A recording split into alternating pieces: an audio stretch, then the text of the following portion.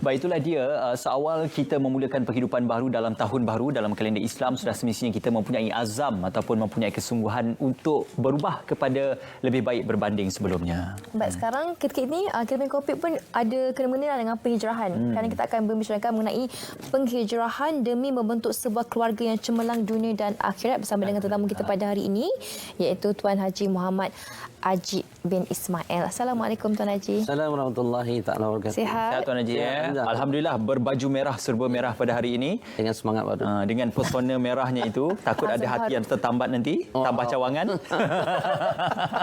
Orang kata tahun baru tambah cawangan, tapi itu tidaklah untuk Tuan Haji ya. InsyaAllah. Dengan semangat baru. Semangat baru insya-Allah. Kita berfokus pada keluarga sebenarnya, sebab nak bercerita tentang keluarga ni, pembentukan satu keluarga yang lebih baik ini, ia subjektif sebenarnya. Bergantung pada keluarga dan bergantung pada individu. Tetapi secara asasnya Tuan Haji membentuk sebuah keluarga, iaitu peranan suami dan isteri, ibu dan bapa itu, apa yang perlu diketahui? Okey, apa yang paling penting bila sebut tentang kekeluargaan? Hari ini kita bincang tentang nak kaitkan dengan peristiwa hijrah. Pertamanya ialah Ismail dan juga Syamira. Saya doakan agar mendapat jodoh yang baik satu masa nanti. InsyaAllah dan akan berhijrah daripada zaman bujang ke zaman berkeluarga. Itu yang pertama. Ya, yang keduanya bila kita sebut tentang kekeluargaan, bagaimana kita nak bina sebuah rumah tangga. Yang pertama ialah niat. Inna a'malu binniyat. Niat kita, ya, maknanya kita berniat.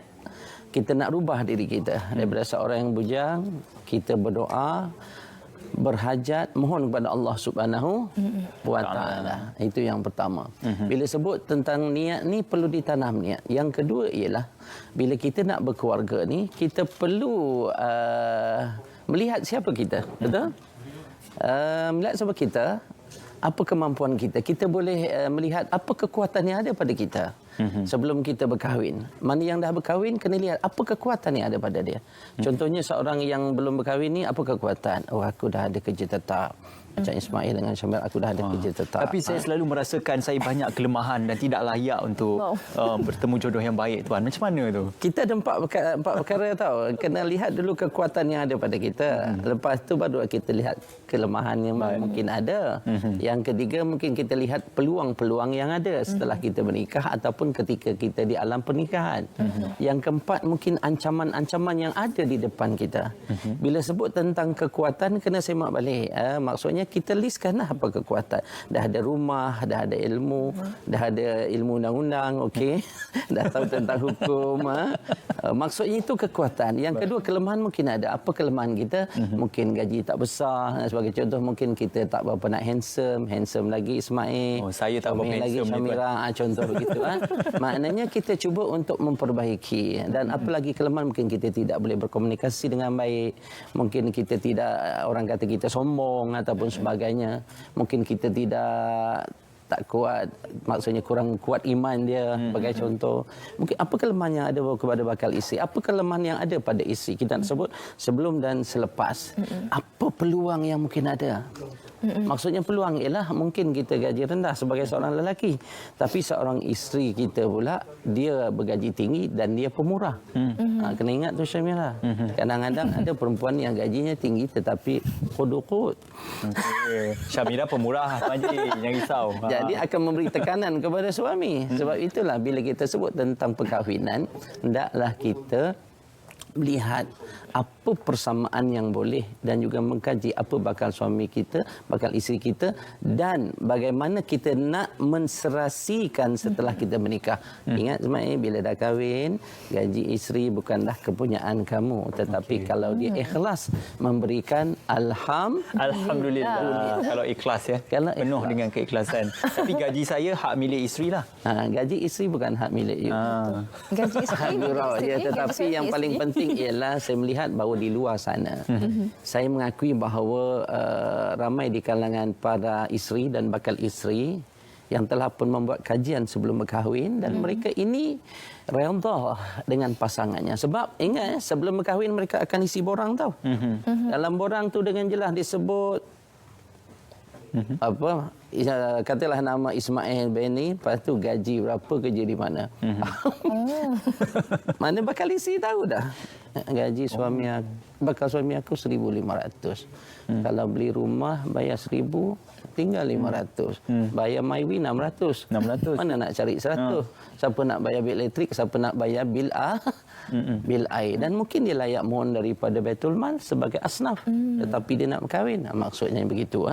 Tapi dia kena cari mungkin isteri yang sanggup bekerja, dan mungkin isteri juga kena faham kalau suaminya gaji tak besar, dia mungkin akan mencari pekerjaan yang lain. Dia menjadi penghantar makanan, kerja 8 sampai 5. Lepas itu pukul 6 dia duduk di mana-mana center untuk hantar makan. Mungkin sehari dalam 50-60 dapat. Kalau 6 hari kerja mungkin dapat 300. 3 kali 4 1,100 plus 1,500 bolehlah. Alhamdulillah. Tambah ini nak ceritakan bahawa perkahwinan bukan main-main. Baik, Tuan Haji, kita tahulah perkahwinan ni saya boleh katakan sebagai satu perjudian lah, sebab sebelum kahwin kita tengok Ismail baik je. Tapi bila dah kahwin baru kita tahu perangai dia tu macam mana. Jadi memang satu perjudian sebab kita tak tahu apa yang akan terjadi selepas berkahwin. Jadi sejauh mana persediaan pasangan yang akan berkahwin ni menjadi tonggak utama kepada kebahagiaan sesebuah keluarga tu. Okey, bila sebut perjudian, perkahwinan sebagai satu perjudian, saya tak berapa nak setuju. Tetapi kalau itu pandangan daripada Syamira, saya tak ada masalah lah. Maksud saya ialah, saya sebut tadi, perkahwinan bukan percobaan. Kedua-dua perlu membuat persiapan yang mantap. Ini yang paling penting. Sebab itulah dalam konteks Akta Undang-Undang Keluarga dan Persekutuan, dalam konteks di wilayah persekutuan khususnya, kita ada kursus perkahwinan. Ada 13 tajuk dan semua wajib untuk attend kursus perkahwinan tu. Wajib. Dan kalau Ismail dan juga Syamira nak kursus time PKP ni, untung. Maknanya biasanya 2 hari kursus kita kompreskan sehari. Bayarannya pun kita rendahkan sedikit. Sebab apa? Mengambil kita tentang kita tak nak terlampau banyak konteks ataupun sebagainya. Tapi tajuk tu tetap. Maknanya itu persiapan yang paling penting. Baik. Dia begini, sebagai contoh ya, kalau kita memandu kenderaan tanpa mempunyai lesen, itu kita boleh katakan kita memperjudikan kita punya keselamatan. Tetapi kalau kita belajar dulu lesen, kita baca buku, masuk exam, lepas tu kita test pula 8 ke 12 jam begitu, maknanya kita sudah mempunyai persiapan. Sebab itulah bakal suami, bakal isteri kena tahu siapa bakal isteri dia, siapa bakal suami dia, siapa bakal bapa mertua dia. Maknanya buat kajian. Tapi jangan sampai buat kajian sampai membuat sentuhan-sentuhan. Itu maknanya kajian hayat nama dia. Dan akhirnya akan melakukan maksiat ataupun maksud kajian ialah kena tahu tadi di mana bakal suami kerja, di mana bakal isteri kerja, berapa income dia, apa perangan dia, siapa bapa dia, siapa mak ni, dan boleh search dalam Facebook. Kadang-kadang saya search je Ismail keluar semua. Oh, ramai tu siapa dia. Contohlah, maksud saya itu yang pertama. Dan yang kedua, dia kena buat persiapan. Persiapan daripada sudut dia sendiri, persiapan daripada sudut. Yang ketiganya, dia perlu ada hubungan dengan Allah. Hablu minallah wa hablu minan nas. Hubungan dengan Allah. Dia kena tahu sebab apa? Walaupun kita tahu bahawa rezeki kita ni tak bergaji besar, tapi kena ingat Allah ni baik dengan kita. Setuju tak Allah baik dengan kita? Allah baik dengan kita. Allah nasihatkan kita melalui Al-Quran, ud'uni, berdoalah kepada aku, nescaya aku perkenankan. Apa yang kita nak sebenarnya?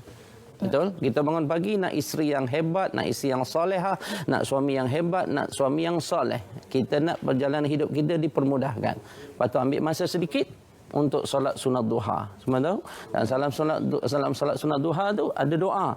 Sekiranya rezekiku di langit turunkanlah, sekiranya rezekiku di bumi keluarkanlah, sekiranya rezekiku itu sukar pemudahkanlah, sekiranya rezekiku itu haram sucikanlah, sekiranya rezeki itu jauh dekatkanlah. Ingat, suami adalah rezeki, isteri adalah rezeki. Bayangkan Ismail dapat isteri yang comel, gajinya besar, pemurah, baik hati, Perfect. Sempurna. Amin. Alhamdulillah. perfect. Samira pula dapat suami yang begitu dia punya. Insya-Allah dunia ini anak yang punya. Tapi Tuan Haji, disebutkan juga untuk memilih khususnya lah disebutkan itu memilih bakal isteri, calon isteri ataupun untuk pasangan hidup itu memilih agamanya, keturunannya, hartanya. Itu antara perkara-perkara asas yang perlu dipilih. Tetapi ramai yang salah anggap tentang konotasi memilih hartanya, memilih keturunannya. Ramai yang menganggap itu sesuatu yang negatif. Macam mana kita nak memandang ia dari sudut yang lebih positif? Okey, kita kena lihat daripada sudut positifnya. Okey, yang pertamanya ayat Allah Subhanahu wa taala. Wa min ayatihi an khalaqalakum min anfusikum azwajan litaskunu ilaiha wa ja'ala bainakum mawaddatan wa rahmah. Daripada tanda-tanda kekuasaan Allah, jadikan bagi kamu isi-isi daripada jenis kamu sendiri. Untuk apa? Untuk kamu hidup merasa selesa, tenteram dan bahagia. Itu yang pertama. Yang kedua ialah seorang lelaki, hadis ini ditujukan pada lelaki tau. Maknanya nikahilah seorang perempuan kerana hartanya. Disebut hartanya dulu. Kedua ialah kerana keturunan. Maknanya ketiga kerana kecantikan. Keempat kerana Agamanya. Fasfar bizatidin taribat yadaka. Cuma Rasulullah tekankan di hujung, pilihlah yang beragama, nescaya kamu beruntung. Pada saya rasa Rasulullah menggunakan perkataan harta tu mesti ada tujuan, dia letak kat depan. Kan kalau kita menyebut sesuatu, kalau kita letak kat depan, itu satu keutamaan. Dan pada saya memanglah maksudnya bila sebut harta ni bukanlah kita mencari keduniaan semata-mata. Harta ini boleh kita bawa ke akhirat, boleh bawa untuk keduniaan, tetapi kena ingat everything need money. Tapi kena ingat, money not everything. Okey. Boleh faham? Semua orang perlukan duit. Tetapi duit bukan segalanya. Sebab itulah bila kita sebut tentang makna sebuah perkahwinan, dia perlukan sebuah rumah. Makna sebuah rumah, dia perlukan kelengkapan. Baru kita cerita tadi, bab tilam tadi itu sebagai contoh. Tilam saja. Dengan tilam tu.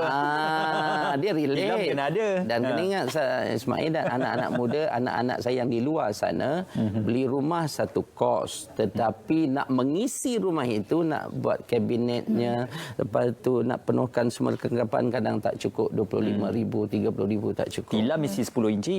Yes, 10 atau 12 inci. 10 inci yang biasa tanpa spring, 12 yang spring lah gitu. Maksud saya ialah saya nak sebut bahawa ini antara perkara yang perlu dilihat dan di luar sana perlu lihat. Sebab itu yang paling penting pada kita ialah kita melihat bahawa gaji bakal suami, gaji bakal isteri itu bukanlah kita nak lihat dunia semata-mata, tetapi itu adalah kelebihan bagi kita untuk terus selesa dibandingkan dengan. Sebab itu saya beritahu anak-anak saya sebelum kahwin, pastikan ada pekerjaan. Bila dah kahwin, sebab saya pernah bertanya dengan bakal menantu saya, tahu tak gaji bakal suami kamu ni? Tahu. Rasa cukup tak? Kalau tidak dibantu, dia boleh kata tak cukup. Sebab itu apa yang perlu kamu fikirkan? InsyaAllah saya boleh bantu dia. Itu je kita nak dengar. Maksud saya ialah dalam suasana sekarang kita perlukan kata orang tu harta itu ataupun income itu sebagai salah satu alat untuk kita rasa selesa seperti orang lain. Betul. Baik, Tuan Haji, kita melihat kepada konteks penghijrahan kerana dalam sebuah keluarga kita tahu kalau keluarga itu hambar, kita nak berhijrah ke arah lebih baiklah. Jadi bagi pendapat Tuan Haji sendiri, bagaimana untuk memastikan keluarga yang hambar itu dapat berhijrah ke arah yang lebih baik, yang lebih bahagia, bagaimana? Betul. Bila satu perjalanan yang jauh memang kadang-kadang hambar. Sebab itulah pertama ialah kita kenang balik dalam konteks kita. Kadang-kadang dalam istilah sosial itu disebut me time ke family time. Betul? Maknanya kita kena menilai balik. Apa sebenarnya kita punya kehambaran itu disebabkan oleh apa? Itu yang pertama. Yang kedua, kita jangan suka cari siapa yang bersalah. Betul. Kita kena cari apa masalah. Apa kehambaran? Sebab suami dah tak panggil isteri dengan panggilan baby. Mungkin baby. Maknanya sama bila nak panggilan aja. Baby. Sama muda mungkin boleh.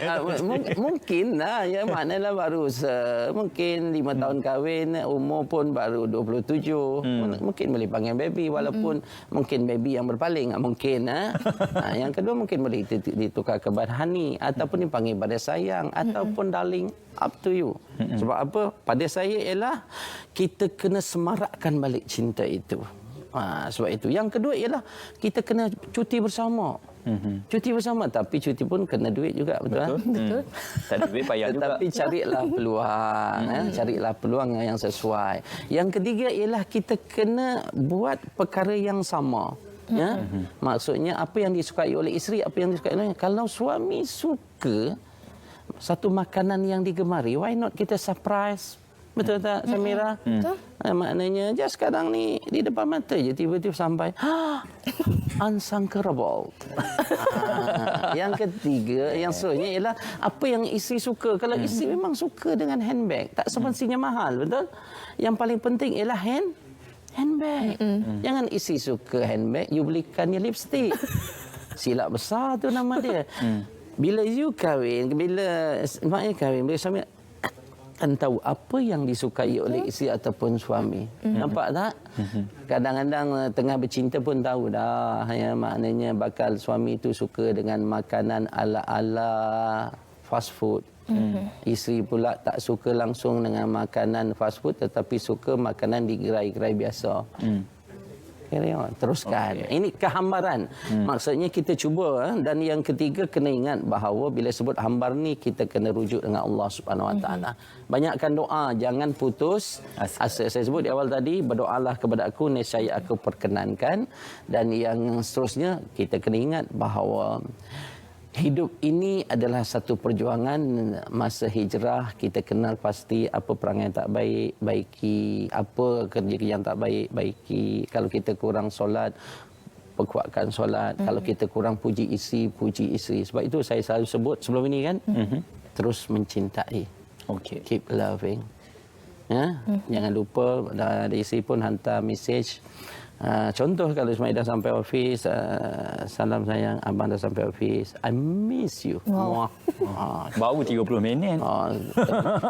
Jangan mesej itu dia semakin bersemangat. Kalau dia tengah menyapu, sapuannya makin mantap. Betul. Jangan. Tiba kata rimas lah bang. Dia berguling-guling kat rumah tu.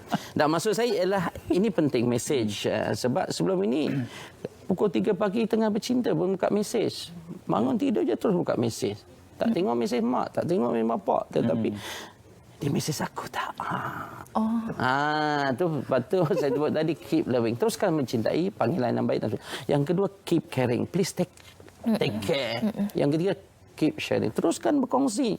Berkongsi keseronokan, kepedihan. Dan jangan lupa berkongsi kejayaan. Kalau dia minat pasukan Liverpool juara. Dia suami kita. Congratulations, abang. Ya. Maknanya kalau isteri memang suka sangat kat kucing, tiba-tiba kucing itu mati. Ucapkan takziah.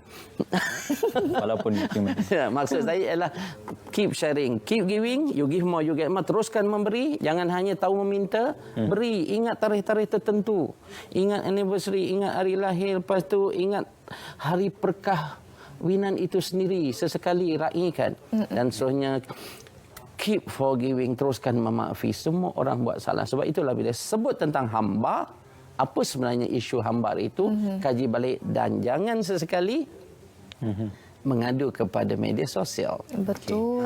Kalau nak mengubah hamba tu dengan menambah bilangan anak, untuk kita anak tu sebagai penyeri pada keluarga tu, mungkin boleh dijadikan. Dia boleh, tetapi kalau dah hamba nak tidur sama pun dia agak sukar, sebab senyuman isteri, senyuman suami kadang-kadang menyakitkan kerana kehambaran. You faham tak maksud saya?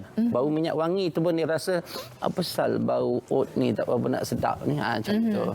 Kadang nak pergi, nak masuk dapur pun berselisih macam tak kenal sebab hambar. Kena semarakkan dulu dan insya-Allah mungkin dengan anak yang bertambah, dengan kasih sayang bertambah, pastinya ia akan menyemarakkan lagi. Ingat bahawa hidup ini adalah satu perjuangan sebagai suami isteri. Kita kena berubah kalau tidak bahagia. Kaji balik insya-Allah. InsyaAllah. Sama-sama kita reflect diri kita dan juga kita kenal diri. Malah kita kenal pasangan dan juga keluarga kita insyaAllah. Satu nasihat untuk kita berdua juga sebenarnya. Ambil tu. Okey. Terima kasih Tuan Haji kerana bersama dengan kami pada pagi ini. InsyaAllah apa yang dikongsikan itu sama-sama kita boleh amalkan dan sungguh sama-sama kita tekuni untuk kita memberikan konotasi yang positif pada diri kita sendiri. Terima kasih Tuan Haji. Haji. Baik.